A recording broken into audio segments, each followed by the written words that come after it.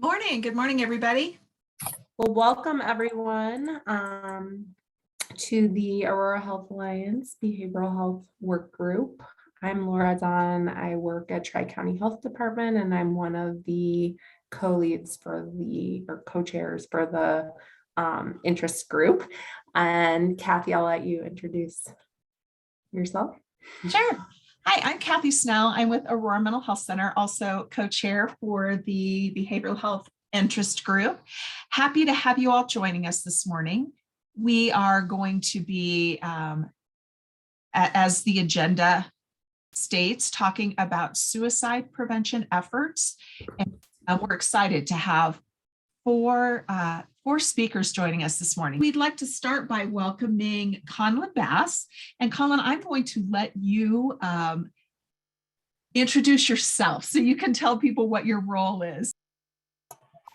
Awesome. Thank you, Kathy. And thank you for hosting me today. I am Conlin Bass. I use he, him, his pronouns, and I work at the Office of Suicide Prevention in the Colorado Department of Public Health and Environment. So I am the Zero Suicide Coordinator, which is a program I'll be talking about today.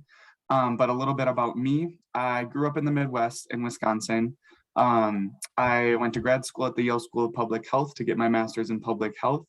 And then following graduation, I actually finished my second half of my degree in Denver because of COVID. My program was all remote. So I've been living here for about a year and a half now, and in this role for under a year. So with that caveat, a lot of the work that I'm going to talk about today was done before I got here, but I'm really excited to be a part of it and share that with you all. And then I've been having some internet difficulties today, so I think I'm gonna stop my video. And so yeah, today I thought it would be helpful to first give a brief overview of the Office of Suicide Prevention, just the work we do and where zero suicide fits within that work, then take a deeper dive into what zero suicide looks like in the state, and then hopefully have some times for questions and discussion. But again, happy to answer any of those via follow-up too. Before diving in, we always like to couch our conversation about suicide with an acknowledgement of the stigma around suicide, specifically talking about the language we use when we talk about it. So you'll notice us in all of our calls, we try to refer to suicide in ways that's less stigmatizing. So an example of this is really wanting to move away from saying the phrase committed suicide to died of or died by suicide instead. The phrase committed suicide often evokes associations with committing a crime or committing a sin, which makes us think that it's something illegal, illicit, or morally wrong, and death by suicide is none of those things. Using this more sensitive language also helps eliminate any negative stereotypes and stigmas associated with suicide, and it holds true for the rest of the suggestions on this list too. Before jumping in and diving into the rest of this portion of the presentation, I want to share this quote that reads, "Statistics are merely aggregations of numbers with the tears wiped away." I am not a stats person, but I can definitely agree that I've spent my time with tears associated with stats. But in this context, we often tend to look at data as just numbers, but every number that I mentioned today represents a person who has died by suicide, a person with family and friends and loved ones who have been impacted by their death. And I just want to keep that in mind as we're talking about these statistics today and kind of ground us in that knowledge. I also want to take this as an opportunity to mention that, yes, we are going to be talking about suicide today. So if any part of this presentation or the others is a lot for you today, please feel free to turn off your camera, take space as you need it, and revisit as you can. So in terms of suicide data at the national level in general, starting on the right-hand side here, for every one death by suicide, there are 3 hospitalizations, 9 emergency department visits, 27 non-medically treated attempts, and 228 individuals who experience suicidal ideation. And in each year, 12 million adults think seriously about killing themselves. 3.5 million make a suicide plan. 1.4 million make a suicide attempt. And in 2019, almost 48,000 deaths were reported. While these seem to be very high numbers, this data tells us that way more people actually experience suicidality than actually die by suicide. And we use that as kind of a framing to acknowledge that we should really be trying to support recovery, hope, and resilience as the true norms of suicide prevention and celebrate that success in all the work that we do.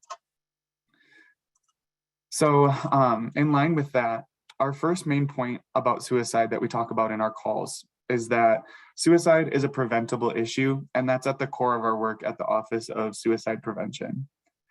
Not everyone who suffers from suicidal thoughts or behaviors goes on to die by suicide or even attempt. And that's why we love to highlight the recovery and resilience components of suicide prevention.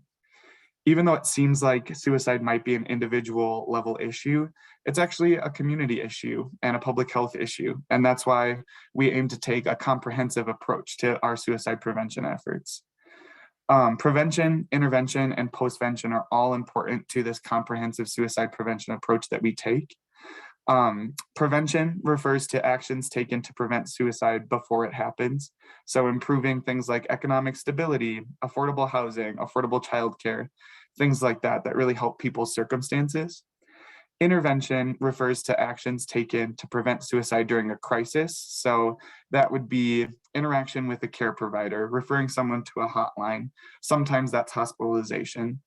And then postvention refers to actions taken after an attempt or death has occurred. So that often looks like therapy or counseling for the person or those affected. It can be the follow-up project, which I'll talk about in a little bit. Suicide support groups for lost survivors, that kind of thing. So in terms of various state initiatives in the Office of Suicide Prevention specifically, our office is involved with quite a few of suicide prevention programs, and we sponsor many activities through the state, many of which are shown here on this slide. I would really encourage you to go to the Office of Suicide Prevention website just to peruse what these programs look like and how they might be active in your area. As you can see, we're involved with an array of programs from the school and education level all the way through lethal means safety. So quite a bit going on at OSP. Again, I'm calling out that comprehensive suicide prevention model. So this often takes the form of the Colorado National Collaborative work, which centers itself on 6 pillars. Again, because comprehensive suicide prevention looks at suicide prevention not from the individual level, but really this higher level community approach. These pillars are improved connectedness, increased economic stability, providing education and awareness about mental illness and suicide, improved access and delivery of suicide care. So that pillar, improved access and delivery of suicide care, is where zero suicide lives, which we'll get to in a second. Lethal means safety, and again, postvention. So with this comprehensive approach, we have a variety of strategies. You can see those listed here on the right, and these are all proven evidence-based strategies to prevent suicide, which we support and ingrain into our daily work. So that includes community connection, protective factors, and resilience. Our office generally takes a shared risk and protective factor approach to prevention. Stigma reduction, as I talked about earlier with the use of sensitive language and looking at how stigma might present itself in various care interactions with people at risk for suicide. Temporary means safety and reducing access to lethal means, access to mental health services, and so on. We use these strategies as a comprehensive approach because there tends to be more than one reason that any given person might be experiencing suicidality. So when looking at the full picture, it's really important to take into account all of these strategies, all of these factors under the comprehensive approach to actually capably prevent suicides. We rely on a number of data resources to collect our information, most of which are reevaluated regularly, and we actively look for ways to improve. Some of these include the Colorado Violent Death Reporting System, the interactive public-facing dashboard available on our website, and the rest that you can see on the right-hand side of the slide. I would especially encourage you to look at the Colorado suicide death dashboard, just because that allows you to break down suicide death data and attempts data in your area. You can break it down by county, by city, by demographic. It's a really interesting tool to look at where your community stands compared to the rest of the state in this area. So now getting into zero suicide. We start with some context here. So people at risk of suicide are falling through the cracks in our healthcare system. Comprehensive approaches to suicide care are needed in healthcare because many people who are actually receiving care are dying by suicide. In the month before their death, about half of these people saw a general practitioner and 30% saw a mental health professional. Many were seen in emergency departments, shortly before their deaths as well. Healthcare professionals often fail to ask about suicide risk, either because they weren't trained to, don't know how to recognize warning signs or risk factors, aren't sure exactly what to do if someone presents with risk, or believe that the person at risk would tell them specifically if they were feeling this way. So one of the foundational ideas around zero suicide is that in systems beyond behavioral health care, if we can improve suicide identification and care in primary care settings where most people are receiving their care, or in emergency departments where most people go when they're feeling more imminently suicidal, we really do have the potential to save lives. So the responsibility for suicide identification and treatment tends to be placed on solely the mental health system. Our healthcare providers and family members concerned about loved ones refer those at risk for suicide to behavioral health providers, believing that they will get effective care. A lot of times they do. Yet many healthcare providers have never been trained explicitly in caring for people at risk for suicide, even though they may be licensed clinicians. The suicide prevention and care field has grown tremendously in the last 5 years, but evidence-based and clinical assessment and treatment tools exist now, and the use of these approaches should be expected, if not mandated, by people struggling with suicide, their families, and the clinicians treating them. Here's a quote from Dr. Richard McKeon from SAMHSA.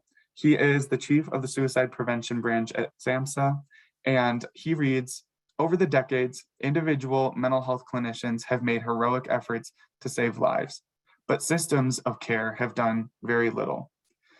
So this is the context we bring to zero suicide work. Suicide deaths for people under our care are preventable. The zero suicide approach aims to improve care and outcomes for individuals at risk of suicide in healthcare systems. This bold goal of zero suicides, that aspirational name, among persons receiving care is a challenge to health systems that they should accept. Accepting to reduce suicides for patients in care to zero may seem scary, unattainable, or not feasible, but our answer to that is, what number would we strive for instead? Several healthcare systems who have implemented this care approach have already seen really significant and promising reductions in suicide among their patient populations, even up to 70 and 80% of those among their care. The Zero Suicide Initiative is a priority of the National Action Alliance for Suicide Prevention and truly emphasizes the need to transform healthcare for those at risk through a focus on safety and error reduction, as well as through the use of best practices in suicide care by health systems and providers. So the actual zero suicide framework, what builds this approach, comes in the form of 7 different pillars. The first pillar is leadership. So fostering an organizational culture that names suicide prevention as a priority and ingrains mental health supports and suicide prevention efforts into their everyday programming, their care interactions, their supports for staff, and their plans for quality improvement. Another pillar, again, is identification. So looking at how an organization or providers in an organization are identifying suicide risk through standardized screening and safety assessment. So not only are we using standardized tools and these safety assessments, but are they baked into the EHR? Are we asking them to be used consistently? And are we getting consistent data from their use and making recommendations based on that? Another pillar is engagement. So that first refers to engaging patients in a suicide care management plan. This is where we really emphasize where peer support, peer specialists, and those with lived experience can truly transform what suicide care looks like in a health organization. Working together with providers to make suicide care management plans based on what's available, again, is tangibly shown to reduce negative health outcomes like suicide attempts, and often the most deleterious effects of mental illness. Another pillar of zero suicide is workforce development and training. So are we inventorying the staff that we have in a health system, looking at what they do on a daily basis in care interactions, and basing training opportunities off what would be needed for them to provide safer suicide care? So sometimes this looks like looking at training providers in a specific screening tool, like the CSSRS, the Columbia, or the PHQ-9. If it's an administrative person who might not have clinical interactions with someone, are they receiving a gatekeeper level of suicide prevention training that helps them identify risk factors and warning signs and be attuned to the resources in their area? Another pillar then is treatment. So after we have screened, identified, and assessed someone, what are we looking at for treatment? Is this CBT? Is it brief DBT? Is it a mindfulness support group? Is it a peer support group? Really looking at the breadth of holistic mental health care and seeing what type of treatment that's evidence-based might support this individual at risk for suicide. The next pillar is follow-up and focusing on care transitions. So that transition piece is really important. And when I said earlier that folks are falling through the cracks, this is often the spot where they might.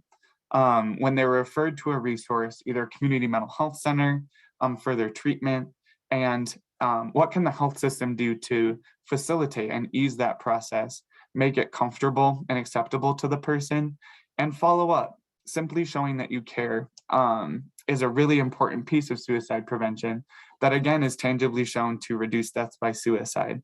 Having that follow-up conversation, often with zero suicide work, we partner with Rocky Mountain Crisis Partners on the follow-up project to provide these caring contacts soon after and 30 days after discharge from a facility or an appointment. And then lastly, the zero suicide framework calls for ongoing suicide prevention and quality improvement efforts. So again, that looks at quality improvement relating to the data that we're collecting based on what's being put into the EHR, and looking at whatever practices we have in place and how those might be made more inclusive, improved to reach patients that may otherwise be hard to reach, that kind of thing. So those are the 7 pillars of zero suicide. And what we often help folks with are key elements of the pillars that are very actionable and have, again, shown promise in reducing deaths by suicide. So 2 of these things include safety planning and lethal means. So all individuals identified as at risk of suicide should have a safety plan in place and have a conversation with a provider about lethal means safety. Collaborative safety planning is becoming standard practice and should, in theory, be collaborative with the patient. It should be brief in the patient's own words and easy to read. It should involve family members or any support network as full partners in the plan. It should include a plan to restrict access to lethal means, be updated whenever warranted, be consistently in the patient's possession, and be able to be referred to whenever would be useful. So our tools for safety planning and lethal means counseling in this state are fairly robust. We have a bunch of free resources on our website that can help kind of ingrain specifically these 2 practices and the related resources and tools that might be helpful for plugging this into care interactions on our website. So again, I definitely encourage you to check that out. But again, these are just 2 very simple, brief interventions that really do make a difference. Focusing on what zero suicide has looked like in our state. Again, this is a national framework, but in our state, the Office of Suicide Prevention has onboarded a number of Colorado organizations to this framework, including all 17 community mental health centers, as well as large hospitals, federally qualified health centers, managed service organizations, and regional accountability entities. a school district, a substance use treatment organization, and a youth residential treatment center. So the breadth of zero suicide work is broad. However, the key elements of the framework can be plugged into these different contexts really interestingly. In 2021, we hosted a 2-day Zero Suicide Academy, which brings new health systems into the full framework. We're actually having another one in April 20th and 21st. And I'm happy to drop my email in the chat after this if you or any of your partners might be interested in applying to go to that academy as well. Here is a current table of the grantees that we fund to do zero suicide work. So we began funding implementation of the ZS framework through a community grant program with 5-year awards to 2 community mental health centers beginning in July of 2017. In September of 2018, the office received a 5-year grant from SAMHSA to support implementation of the zero suicide framework within Colorado healthcare systems serving adults in the 6 priority CNC counties. So one of the main zero suicide activities in our state is that academy to onboard folks. Another is the monthly learning collaborative calls. So these learning collaboratives feature guest speakers with either subject matter expertise in suicide prevention as it relates to healthcare settings and or experiences of implementation from those implementing the framework across the state. So it's a collaborative space.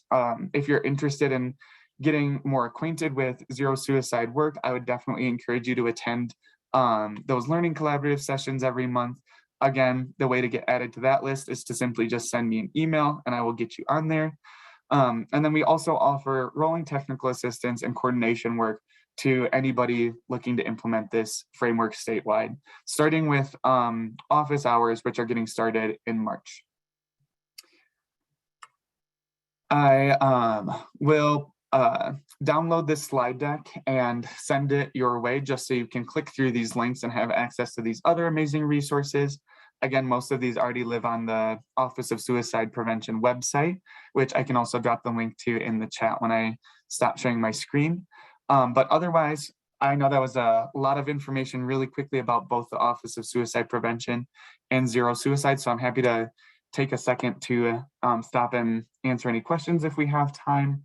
But otherwise, just wanted to say thank you for listening to what we've got going on at OSP. Thank you so much, Conlin. Really appreciate your time this morning and all of the information. Todd Merendino is Clinical Director of Crisis Services at Aurora Mental Health Center. Yeah. Thanks for being here. No problem. So yes, I'm here to speak about a program called, well, originally it was called the 911 Pilot Project, Mobile Response Pilot Project. And then we named it the Aurora Mobile Response Team. It's very creative, I know, but that's what we have in the community right now, and that's what it's listed as. So this, does everyone see the Aurora Mobile Response Team picture? Yes, Okay, so this is our team. And so the AMRT is a crisis intervention team that pairs a paramedic from Falk, Rocky Mountain with a licensed mental health professional from Aurora Mental Health Center. The pilot program, it's a 6-month pilot program, and it only has one team, and it operates from Wednesday to Saturday, 10 a.m. to 7 p.m. And again, its pilot ends March 22nd. And it serves the Northwest Aurora, more in particular, they call it the Colfax corridor. The team responds to low intensity active mental health calls for service. The team is unarmed and does not fulfill law enforcement duties and will not respond to any calls for service that have mentioned weapons or components of active violence to self or others or property. The team is dispatched through what they call the City of Aurora's Public Safety Communication. It's essentially the 911 dispatch center. Whoops. All right. So historically, this kind of came to fruition in November 2020 when the City Council approved appropriations for a program that's similar to what they do in Denver. It's called the Denver STAR program. This all really kind of generated from something called a CAHOOTS model that was first piloted in Eugene, Oregon. December 2020, that's when City of Aurora contracted with Falk and Aurora Mental Health to provide the staff. In August 2021, we hired a program manager that's housed in its they work through the city of Aurora. This program is operated by the city, and we just staff the program from our end. And then in 2021, we also started we started a steering committee. We developed policy and procedures and kind of just the outline of the program, did our MOUs, things like that. In August 2021, we trained our staff in terms of how to utilize certain systems through the city. 2020 in August 2021, we also started our soft launch. So we just kind of needed to kind of iron out the kinks. We didn't go live publicly. We just kind of started to respond to more police calls that they felt that we could intervene and they didn't need to go to. And in September 2021, we fully we started live. We wanted to go live with the public, and we started our program. And that's really was the start of our 6-month process, our 6-month pilot program. And the training was, we trained everyone in how to use the radio, of course, and computer usage, harm reduction efforts and best practices. We did mental health first aid for first responders, human trafficking awareness and considerations, scene safety and situational awareness that was provided by the SWAT team or the SWAT sergeant, and then LGBTQ affirming care and best practices. We also entered into an agreement with ARI, the Aurora Research Institute, to conduct our data collection. And we collect client demographics, location of the call, jail diversion, emergency department diversions, outcomes, client insurance, client experiencing homelessness, types of assistance provided, resources referrals provided, police department requesting AMRT, and then police needing AMRT after we arrive, and if AMRT was able to relieve the police department from the scene. And so, and this is our first 4-month snapshot. We're not quite done with the program, but so far we've responded to 152 calls as of 1/1/2020, that is. We diverted emergency room 11 times, with a cost savings of about $44,000. Calls where PD was needed, 0. So that was a cost of saving of $7,500. And so the breakdown of the calls are like this. So the welfare, we did 105 welfare checks. 15 times we went out for someone who was experiencing suicidal ideation. 6 was unwanted person. So that is more a business will call and they have someone that they don't want on the property. Maybe they're feeling like they need some sort of crisis intervention. That's what that unwanted person means. Behavioral was 3 times. That's someone who is just sort of maybe, again, it's kind of in the same framework of the unwanted person, just kind of maybe in their eyes acting bizarrely. We do a lot of business calls. So a lot of times businesses will call with people who are on the property and they don't really feel comfortable with them there, and we'll go out to that as well. 7 times was outreach and follow-up. 16 times were other. Food and water, 33. So we also provide other things like food and water and other type of resources in the van. So we distributed 33 food and water. 31 times we provided a behavioral health assessment.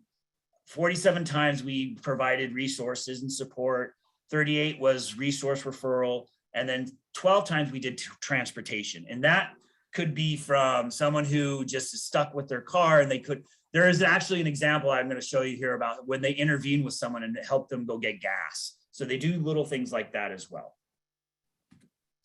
Our heat map, or here's our calls for service map. This is really primarily where we've been called out to in Aurora. And if I'm going too fast, or if you guys have questions, feel free to interrupt. I can absolutely answer questions on the fly here.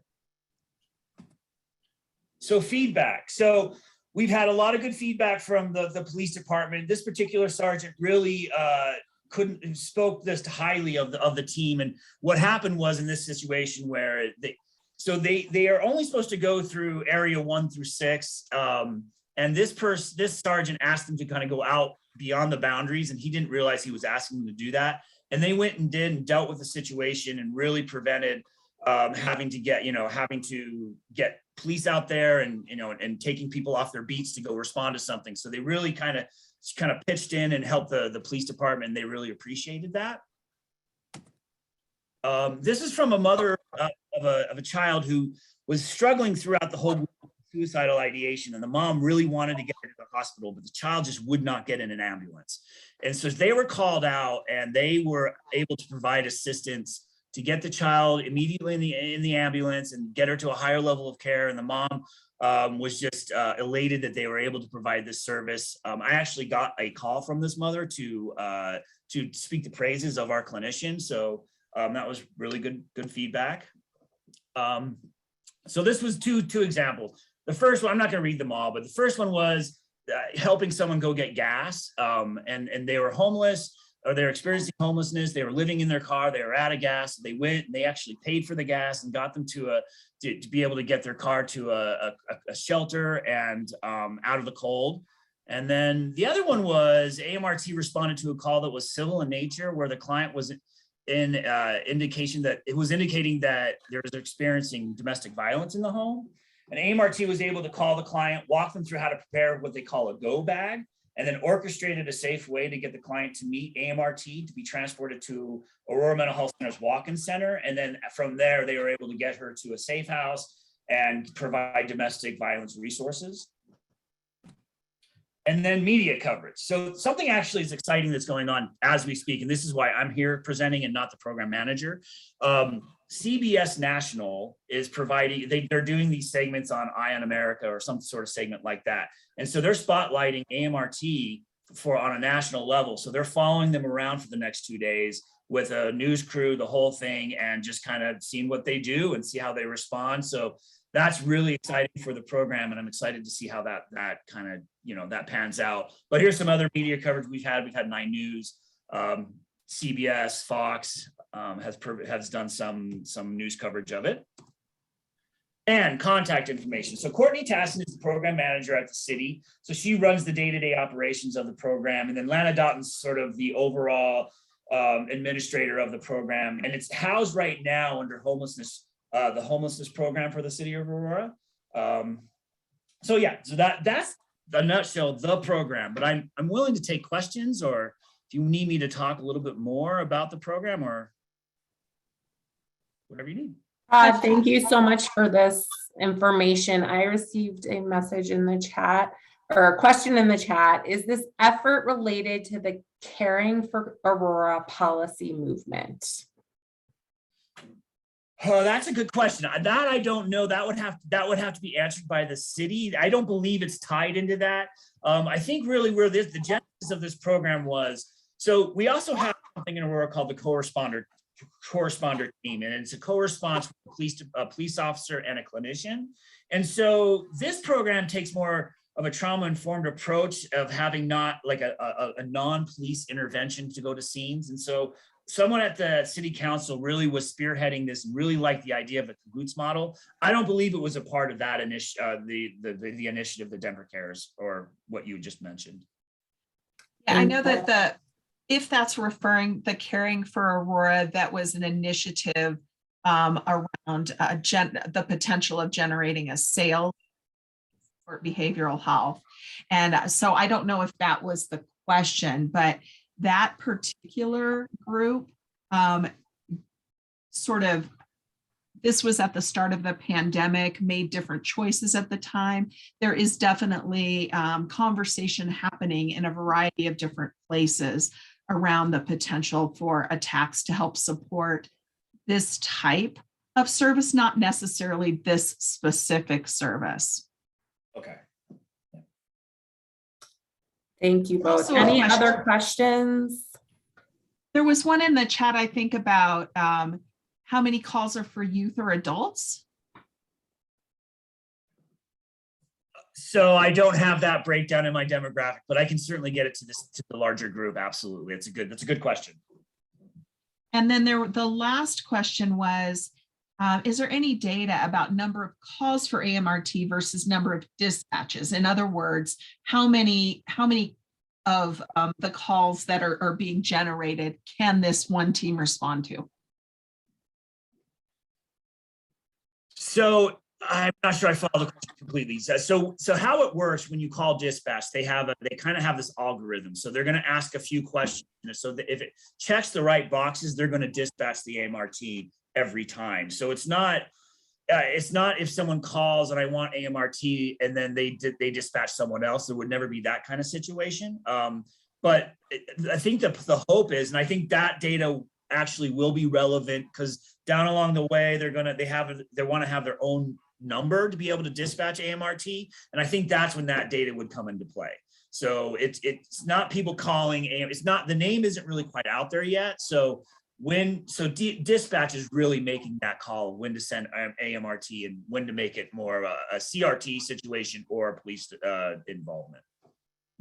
And I know that at the beginning, there was a lot of concern. I certainly heard a lot of concern in talking with a variety of people in the community about the fact that, is this going to be safe? And I think that was probably even more of a concern than, will this be effective? And so we did look at the data coming out of the Denver Stars program as well as the Cahoots program, and have found that for the most part, there is very little need to call in law enforcement when these teams go out, which I think says to me that there's some good screening going on the front end to make sure that the team is called out only to appropriate situations, not to riskier situations. That's absolutely correct. Yeah. And Todd, what do we know, if anything, about continuing the program past the pilot? So I think City Council is sort of deciding how much they want to appropriate for this program for the next fiscal year. What they have done since the program, we didn't launch the program in the timeline that we had thought we were going to, because it took a while to hire staff and there were some delays along the way. So it didn't actually end right at the end of the year or any kind of real where we could transfer money at a timely way. So basically it ends in the middle of the March, which is really in the middle of deciding where appropriations go. So they're going to do an extension to the end of the year, end of the fiscal year, which is July 1, essentially. And then I understand that they're going to do another 6 months from July, but they're not going to expand the team quite yet. I think the goal is to really expand this team to more than just one. I think they're going to just do another 6 month period and see how it goes. Sure. Thank you so much, Todd, for joining us today and for presenting on this very important work. I'm going to move us along to our next speaker. We have Gabriela Reyes here from Tri-County Health Department. She's going to do a quick overview of data, and particularly data as it relates to suicides in Aurora and more locally. So Gabriela, take it away. Yeah, so hello, I'm Gabriela Reyes. I'm an epidemiologist and data scientist with Tri-County Health Department. And a bit about me, I am Latinx and identify as queer. So even though I'm a data person, this topic is certainly of interest to me personally and professionally. I'm running into some internet issues too, so I'll turn off my video while I present. Okay, can you see my slides? Yes, you are good. All right, I'll be doing a quick presentation about mental health data specific to Aurora before Emma presents further. This is just a quick Tri-County Health Department overview, but I think you guys know who we are. So here we have suicide mortality age-adjusted rates in Adams and Arapahoe County, as well as Colorado. So just looking at that 10-year trend, we see an increase across all three locations. And when we look at the 5-year trend of 2015 to 2020, we see the same thing.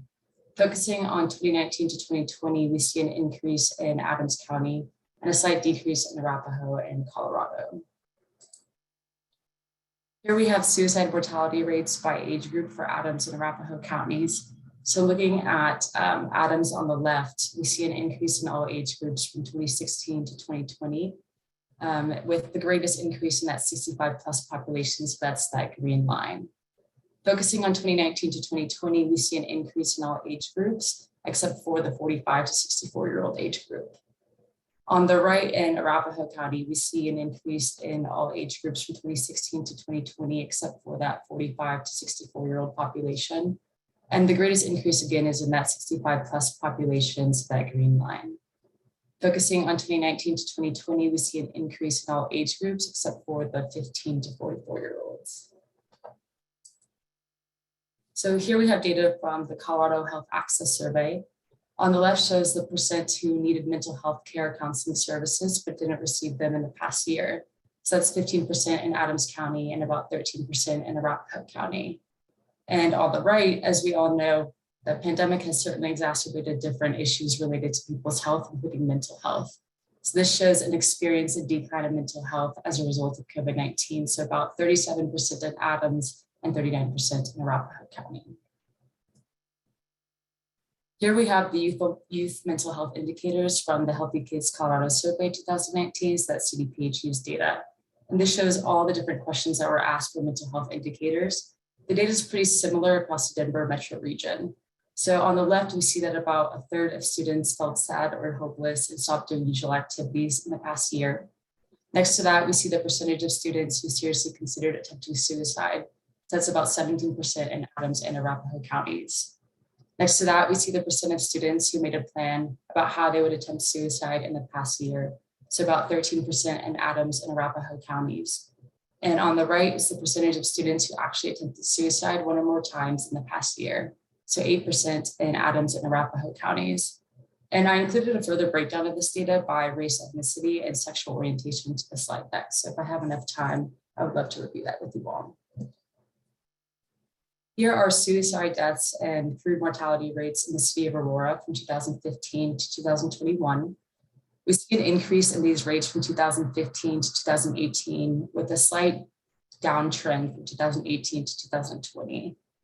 However, looking at 2021 provisional data, we're already seeing a 25% increase in suicide deaths from 2020 to 2021. I think this is the main takeaway point that I want to leave you all with.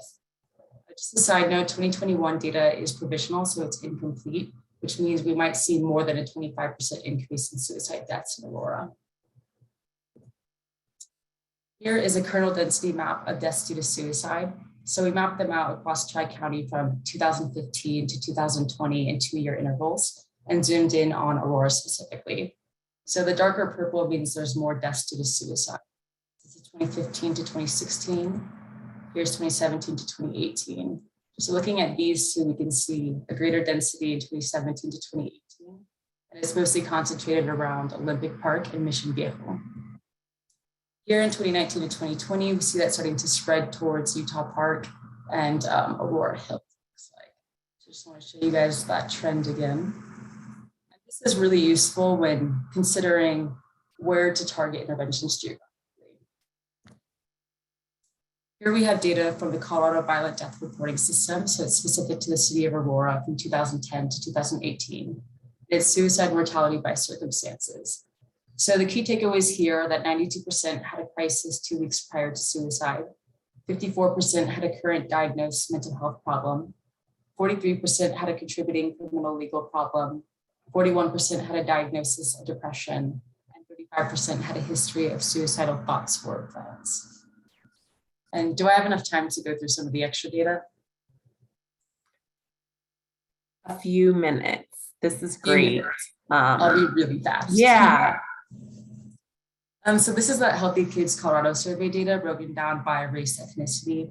So I'll kind of quickly go through those different mental health indicators. What was alarming to me was the percentage of students who identify as Asian and how they reported having these mental health indicators. And among those who actually attempted suicide one or more times in the past year, we see that it's higher in that BIPOC population as well as Asian students in Adams County compared to white non-Hispanic. Looking at it broken down by sexual orientation, we see that the breakdown is highest among bisexual identifying students, followed by gay or lesbian, and then unsure. And among those who actually attempted suicide, it was highest among students identifying as bisexual in Adams County and gay or lesbian in Arapahoe County. And then I also broke down that Colorado Violent Death Reporting System data by age groups. So the key takeaways here are that among those aged less than 25, they tended to have more familial or friendship relationship issues. Among the ages 25 to 49, they had a higher percentage of contributing criminal legal problems, intimate partner problems, and problems with alcohol. And among those age 50 plus, about half of them or over half of them had a physical health problem, and they tended to have more financial circumstances contributing to their death from suicide. And that's all I have for you. If you have any questions, please feel free to reach out to me or my colleague, Adam Anderson. And thank you guys for having me. Thank you so much, Gabriela. And we'll be sending out these slides at the end of the meeting so that you all have access to them. Thank you so much, Gabriela. Really appreciate you putting together those slides and sharing with us. I am going to turn it over to Emma Goforth, who is joining us also from Tri-County Health Department, to talk about some of the suicide prevention work and the suicide prevention framework that is currently going on. Thank you, Laura. Yes, so I'm Emma. I also work at Tri-County Health Department. I'm our mental health policy and promotion manager. And I'm going to do a very brief presentation here because some of the things that we have talked about today, oops, there we go, have already been kind of underscored. And what this presentation is about is really ways that we can work together across communities and across sectors to address some of these challenges. And one of the things that I want to underscore before we jump into this, I think Gabriela's last slide in particular really illustrated this. So suicide and suicide-related behaviors are very complex, right? There's lots of factors that are contributing. And so with whether it's mental health influences, situational or environmental influences, and cultural influences, no one solution is going to solve the problem. So the idea that we could prevent all suicides is a wonderful and really important goal for us to hold.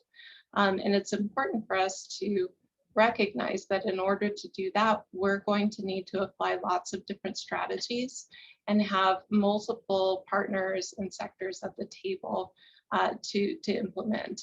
And we really need to look at that across the spectrum of suicide prevention as well as mental health. So that's what we're really here to talk about today in this final part of the presentation. I hope most of you have seen this graphic before. I know I've been here with the Aurora Health Alliance last summer speaking about this. We've been shopping it around to just about anybody who wants to listen to us about the development of this framework. And probably most importantly for you all to know is that many people on this call and many others that you all work with contributed to the development of this.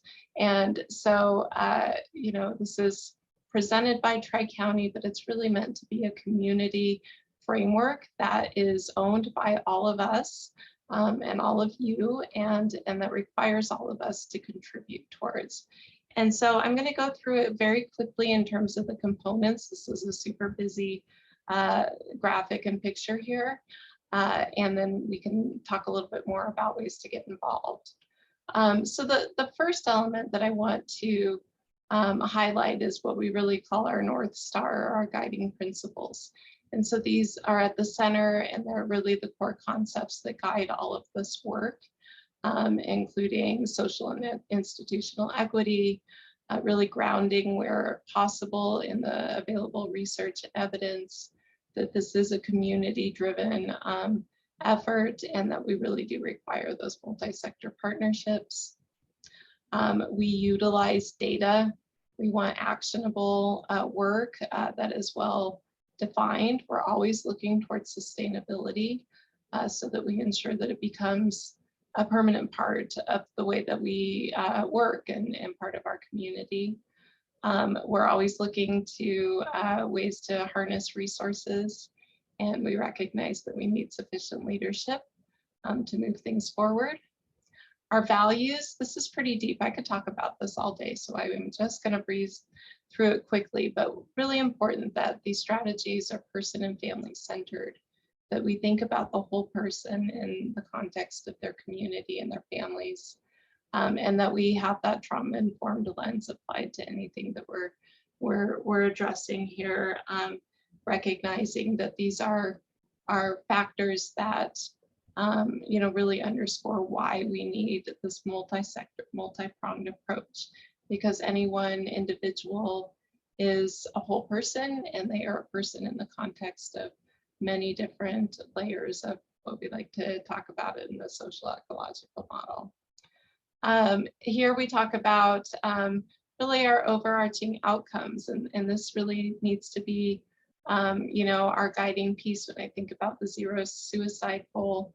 This fits really nicely into that as well. What we're hoping for our community is that we are mentally healthy and suicide free, and that hope and purpose and belonging and meeting, while felt by individuals, really bubbles up to the community level. And so this is kind of what we're aiming for in the long run. So we have a mental health framework, and we felt like it was important to have a complementary framework that really looks at the suicide prevention continuum. And so we're going to go through this a little bit more. So those layers that I just went through around principles and how the work is done and values are the same. And many of the areas of the continuum are the same, but we articulate some differences, especially related to recovery and postvention, which I'll illustrate here in a moment. So on the left-hand side of the large graphic, we have kind of a gradient of the continuum of mental health and suicide prevention. And as I mentioned, the mental health and wellness promotion part of the continuum is the same. And so these are really meant to illustrate strategies that will optimize mental health and promote emotional well-being. And this is really centered around what we've talked about in a couple of the presentations earlier, where we have these determinants of mental health and suicide. So thinking about housing, connectedness, discrimination, really thinking about finances and in places where these strategies can play out. And then even further, we've broken these out across the life course. So ways that we could apply these strategies for children and youth, for adults, and some that are specific to older adults. When we go further down the continuum to suicide prevention, these are really meant to reduce the incidence, prevalence, and recurrence. And you'll see some of the strategies that we've heard about already, including reducing access to lethal means, really implementing the research-informed programs that we are aware of, and really thinking about all of the multiple settings that people interact with, where we could identify and support people who may be at risk.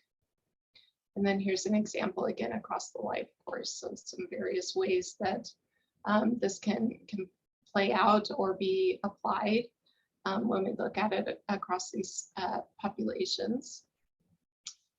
Here in the clinical and support services area, so this really is that intervention piece. And here we have zero suicide framework right at the top of our strategies list. Certainly thinking about prevention of reattempts, thinking about training our workforce, and it is mental health providers, but other social service and healthcare providers, as Colin underscored. And then really thinking about the quality of referrals and sustained engagement in services. And I think there's this piece here that can't be folded into this idea of cultural relevance and responsiveness being really crucial, especially when we are looking at mental health and suicide behaviors and ideology. So again, here's some life course applications and ways that we can do this across the clinical and support services. And then lastly, on the continuum, we have our postvention and recovery areas. And so these are both for individuals and communities who may be responding to a suicide, death, or attempt, and really thinking about across those individual and community levels, strategies to help bring community together, connect people to resources. I think this second strategy is a really crucial one in terms of thinking about how we speak about these issues and report them broadly, and then thinking about policies and procedures that can really support individuals so that they can come back around to the top of the continuum again, to a place of wellness and recovery. And then again, here's some applications across the life course. So, so this is kind of a summary of the framework, and I'm happy to talk to folks more about it.